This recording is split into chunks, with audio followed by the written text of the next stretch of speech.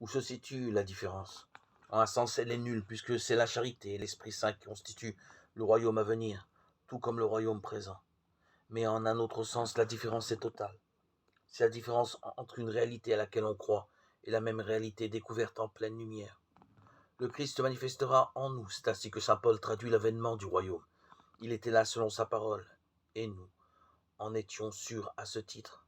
Alors nous verrons qu'il y ait être avec lui, comme dit saint Paul, être avec lui, dans l'évidence d'une communion, d'une réalité qui, jusque-là, n'était acquise que dans la foi. Possible de dire plus simplement et plus violemment elle vit qu'elle était la mère de Dieu. Est-il que put être l'entrée au ciel de la mère de Jésus? L'intuition du théologien qui écrit ces mots est d'un génie, et elle jette sur notre propre cas une prodigieuse lumière. Nous verrons que nous sommes fils de Dieu, nous verrons que nous sommes frères, avec ce que cela signifie de communication intégrale, des richesses de Dieu, dont nous serons devenus héritiers, selon le mot de saint Paul, et de nos propres richesses fraternelles.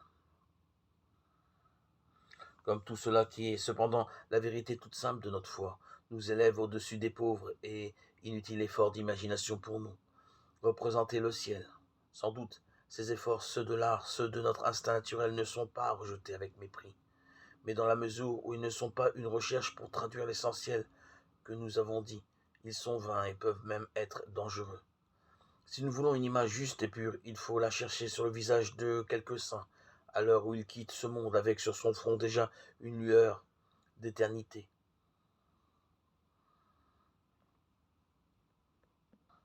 Cela dit tout. Mon Dieu, je vous aime.